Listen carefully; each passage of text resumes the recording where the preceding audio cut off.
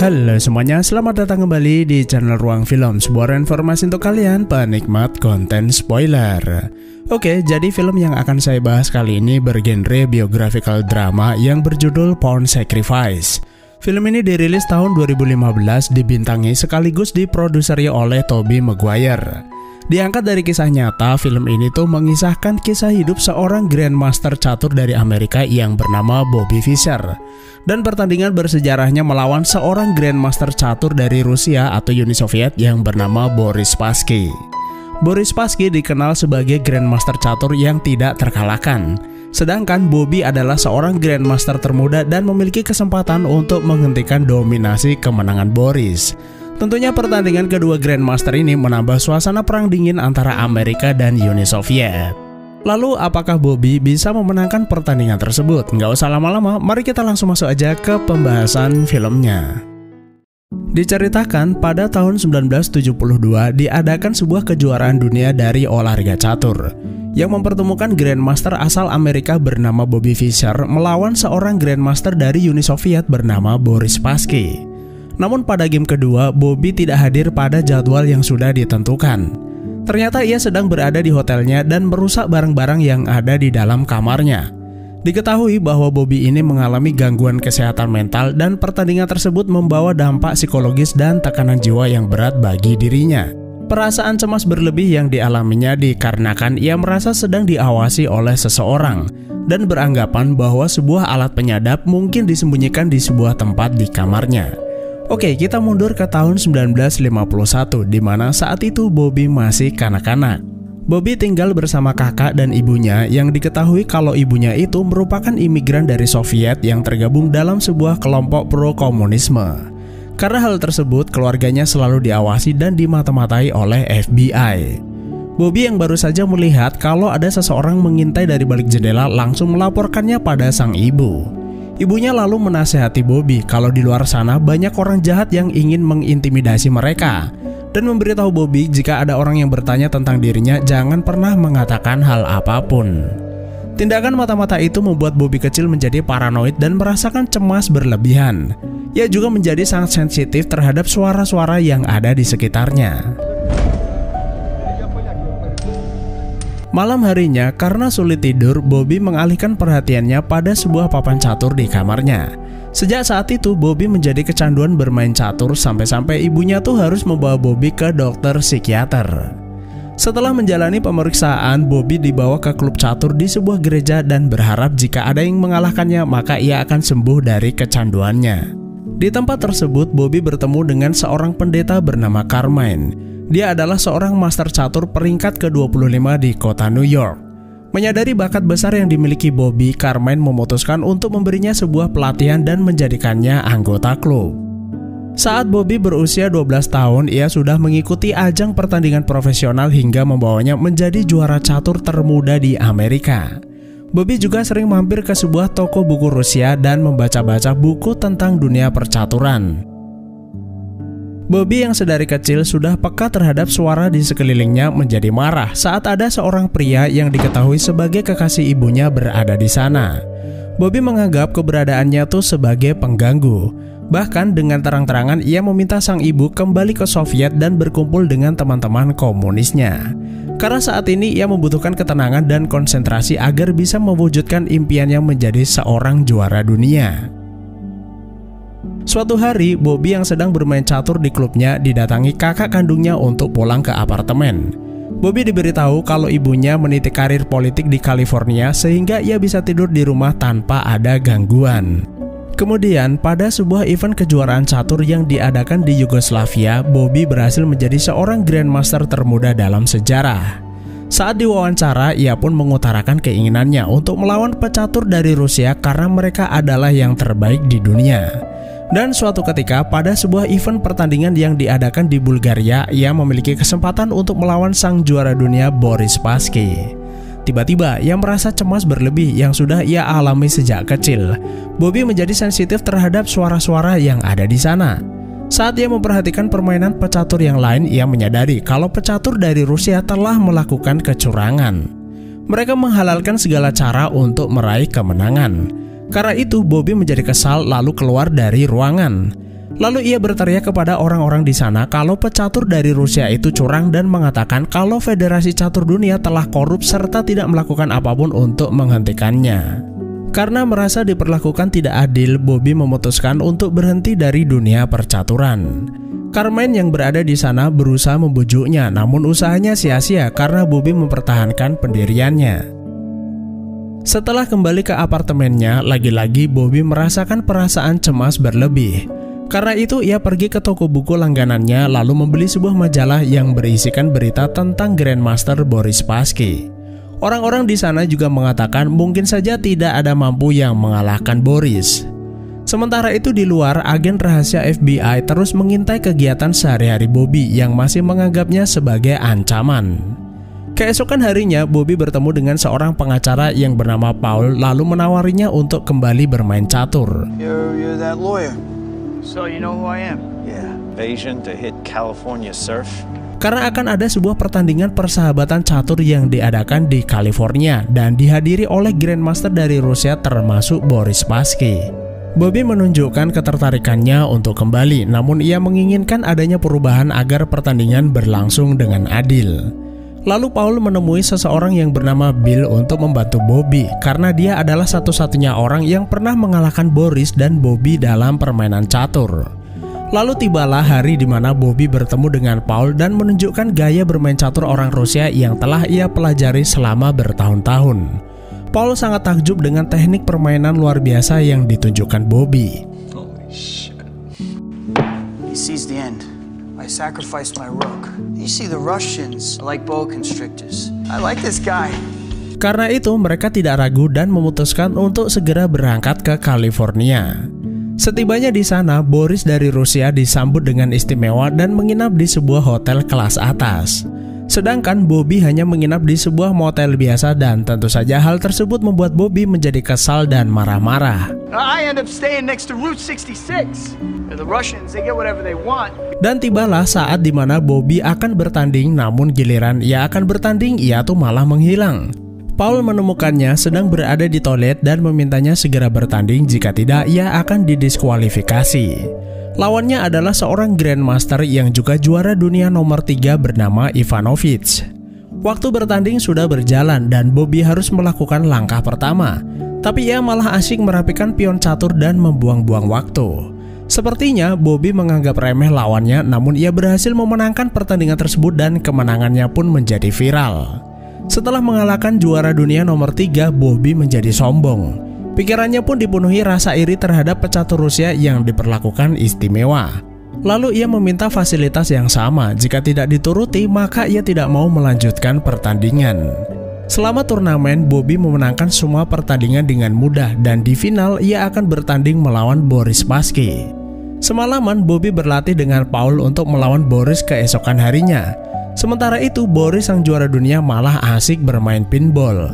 Dan pada akhirnya latihan semalaman itu sia-sia karena Bobby kalah saat melawan Boris. Kemudian Bobby pergi ke pantai untuk menenangkan diri. Sementara itu di motel, Bill dan Paul berdiskusi bagaimana mereka bisa membuat Bobby menjadi juara dunia. Paul bilang kalau ia akan menghubungi orang dalam pemerintahan agar ia bisa mendapat dukungan pendanaan dari pemerintah. Terlebih saat ini Amerika sedang terlibat perang dingin melawan Rusia. Dalam diskusi tersebut, Bill menyadari ada sesuatu yang tidak beres terjadi pada Bobby karena sifatnya yang berubah banyak dan mulai bertingkah aneh. Setelah kekalahan yang ia alami, Bobby kembali ke kompetisi internasional dan mengalahkan banyak Grandmaster dunia. Seketika kemenangan demi kemenangan membuatnya menjadi pusat perhatian. Ia juga menyatakan keinginannya untuk menjadi juara dunia. Meski begitu, ia masih saja mengalami cemas berlebih dan merasa orang-orang menyadap dirinya. Hal tersebut diperparah saat ia mulai mendengarkan teori-teori konspirasi yang semakin membuatnya tenggelam dalam kecemasan. Suatu hari, Paul bertemu dengan Joan. Joan meminta Paul untuk membawa adiknya tuh ke dokter, karena Bobby sebenarnya mengidap gangguan mental yang bisa saja semakin parah. Kemudian Joan menunjukkan surat-surat yang ditulis Bobby kepada dirinya, dan menurut dokter psikiater ada kemungkinan Bobby mengidap penyakit paranoid dan psikosis delusional, yaitu suatu ketakutan berlebih akan sesuatu hal yang sebenarnya tuh belum tentu benar. Lalu Paul berkata kalau semua akan baik-baik saja dan itu hanya efek dari ketegangan yang ditimbulkan setelah bermain catur. Kembali ke ajang kejuaraan dunia, Bobby akhirnya berhasil mengalahkan seorang Grandmaster dari Rusia di semifinal dan akan melawan Boris di partai final. Bobby pun menjadi semakin terkenal dan berkata meski orang-orang selalu mengatakan kalau dirinya tuh sombong, namun dengan santainya ia berkata kalau ia sudah membuktikan kalau dirinya tuh memang yang terbaik. Kemudian Paul mengingatkannya kalau ia harus menghentikan sikap arogan dan paranoidnya di hadapan publik. Bahkan ia berkata kalau banyak orang yang mengantri di belakang Paul untuk menggantikan dirinya. Bobby sepertinya sudah lupa kalau sebenarnya Paul yang telah mengupayakan segalanya agar ia dapat bermain dalam kejuaraan catur. Melihat sikapnya tersebut, Paul dan Bill berdiskusi kembali apakah mereka harus membawanya ke seorang dokter psikiater. Karena paranoid dan delusi yang dialami Bobby itu semakin parah, namun mereka memutuskan untuk tidak melakukannya. Semakin hari, Bobby itu semakin menuntut permintaan yang aneh-aneh. Karena tidak tahan dengan sikapnya, Bill pun pergi meninggalkan mereka berdua. Kemudian Paul dan Bobby menuju bandara untuk menghadiri sebuah acara pertemuan dengan Boris sebelum mereka berdua akan bertanding di negara Islandia. Namun saat di bandara, para wartawan sudah menunggunya. Bobby yang paranoid segera pergi meninggalkan bandara. Hal tersebut membuat dunia bertanya di manakah ia berada. Lalu di sebuah kamar hotel, Bobby menelpon Joan dan mulai menceritakan paranoid yang ia alami. Ia merasa ada orang yang setiap hari mengintai dan menyadap dirinya. Joan pun sangat khawatir lalu meminta Bobby tetap berada di sana dan menunggunya datang ke sana. Listen to me. Sementara itu, ibunya yang sudah tidak lama bertemu dengan dirinya mengumpulkan semua artikel yang memuat berita tentang Bobby yang sebenarnya sangat ia rindukan. Kemudian ada seseorang mengetuk pintu kamarnya yang gak lain adalah Paul. Lalu ia menelpon seseorang yang bernama Henry Kissinger lalu memberitahu kalau Presiden Amerika mendukung final kejuaraan yang akan ia hadapi. Bahkan ia bisa mendapat segala yang ia inginkan asal bermain pada partai final dan bertanding mewakili Amerika. Singkat cerita, mereka pun pergi ke Islandia di mana final tersebut akan berlangsung. Demi keamanan dan ketenangan, Bobby meminta sebuah penginapan yang berada di tempat terpencil. Di sana juga ada Paul yang kembali untuk menemaninya selama final berlangsung. Dan akhirnya final kejuaraan tersebut dimulai dan Boris mendapat kesempatan melakukan langkah pertama. Sementara masing-masing tim juga melakukan analisa terhadap langkah-langkah yang mereka mainkan agar mengetahui strategi yang sedang digunakan. Nampaknya Boris dengan sangat tenang menjalani pertandingan tersebut. Hal berbeda ditunjukkan oleh Bobby di mana sedikit suara yang terdengar membuat konsentrasinya tuh terganggu. Lalu ia meminta orang-orang untuk tenang dan meminta panitia untuk sedikit memundurkan kamera. Karena kamera itu mengeluarkan bunyi aneh yang mengganggu konsentrasinya. Pertandingan pun dilanjutkan kembali dan entah kurang fokus atau terlalu tegang, sebuah langkah yang salah dilakukan Bobby. Hal itu membuatnya kalah dalam pertandingan pertama. Setelah memberi selamat, Bobby segera keluar ruangan lalu mereka kembali ke penginapan. Setelah kalah di pertandingan pertama, Bobby hanya akan datang di pertandingan kedua jika tidak ada penonton dan sorotan kamera. Tentu saja keinginannya tersebut sulit untuk dipenuhi. Dan benar saja, pada game kedua Bobby tidak datang dan kembali dimenangkan oleh Boris. Dalam waktu 24 jam, Bobby harus membuat pernyataan tertulis jika ingin melanjutkan pertandingan. Sementara itu di kamar, Bobby merusak barang-barang hotel yang ia kira terdapat alat penyadap di sana. Gak lama kemudian Paul datang dan memberitahunya kalau Presiden Amerika berusaha menghubunginya 3 kali. Seketika Bobby mencurigai kalau Paul adalah seorang mata-mata yang akan menjebak dirinya. Meski jengkel dengan sikapnya, Paul tetap sabar dan berusaha mengupayakan permintaan Bobby yang ingin bertanding di sebuah ruangan pingpong. Sementara itu Boris yang saat itu mendengar permintaan aneh Bobby melalui siaran berita mulai mengalami delusi seperti yang dialami Bobby. Ia mulai berbicara sendiri dan beranggapan kalau ada alat penyadap di kamarnya. Bahkan ia menendang papan caturnya dan membuat rekannya tuh mendatangi kamarnya. Rekannya berkata kalau Bobby itu nggak waras dan mengingatkan jangan sampai perilakunya mempengaruhi kondisi psikologinya. Lalu Boris berkata, sepertinya Bobby itu sedang berusaha membodohi mereka agar bisa memenangkan pertandingan. Ia juga berkata kalau ia akan mengikuti apapun yang Bobby inginkan meskipun bertanding di toilet. karena Boris tidak akan membiarkan Bobby kabur begitu saja tanpa bertanding. Dan akhirnya mereka berdua pun bertanding di sebuah ruangan pingpong yang sangat tenang. Hanya ada satu kamera yang berada di sana dan hanya sedikit penonton, sisanya menonton melalui televisi. Pada pertandingan tersebut, Bobby bermain tidak seperti biasanya. Karena sudah kalah 2 pertandingan, ia melakukan sebuah langkah yang membuat publik menjadi penasaran akan strateginya. Dan nampaknya strategi yang Bobby gunakan berhasil membuat Boris kewalahan dan akhirnya Bobby memenangkan pertandingan ketiga. Pada pertandingan kelima, Boris mulai menunjukkan sikap aneh. Ia merasa ada yang aneh pada kursinya lalu membaliknya. Karena kehilangan konsentrasi, game kelima dimenangkan oleh Bobby, skor pun menjadi seri.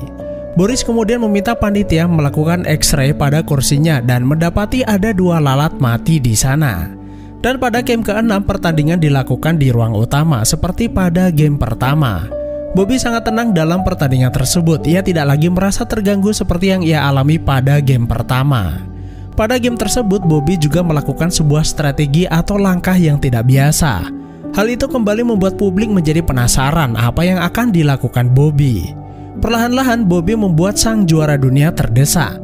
Boris pun berdiri lalu memberi aplaus kepada Bobby dan diikuti seluruh penonton yang ada di sana. Lalu ia memberi selamat kepada Bobby yang telah berhasil membuatnya terdesak dan memenangkan pertandingan tersebut. Dan pada akhirnya Bobby menjadi juara dunia dan menang atas Boris Spassky dengan skor unggul 4 pertandingan. Setelah kemenangannya yang fenomenal tersebut, kesehatan mental Bobby diketahui semakin memburuk. Bobby meninggalkan gelarnya begitu saja, bahkan menolak endorsement bernilai jutaan dolar. Ia menghilang entah kemana, lalu pada tahun 1980 ia ditangkap karena menjadi gelandangan. Kemudian tahun 92 ia keluar dari pengasingan dan melakukan pertandingan ulang dengan Boris Spassky. Pemerintah mengingatkan kalau pertandingan itu melanggar sanksi atau hukum, lalu dikeluarkan surat penangkapan atas dirinya. Setelah itu, Bobby diketahui tinggal di Budapest, bahkan di Filipina, sampai akhirnya ia ditangkap di Jepang pada tahun 2004. Lalu ia dideportasi ke Amerika untuk menjalani peradilan.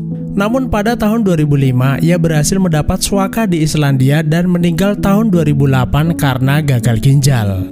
Seorang Grandmaster dari Belanda menyebut kalau kemenangan Bobby sebagai kisah pahlawan yang menghancurkan sebuah kerajaan sendirian. Dan itulah alur film Pawn Sacrifice yang mengisahkan perjalanan hidup dan karir seorang juara dunia catur fenomenal Bobby Fischer. Terima kasih sudah menonton, sehat selalu buat kalian dan sampai jumpa di next video.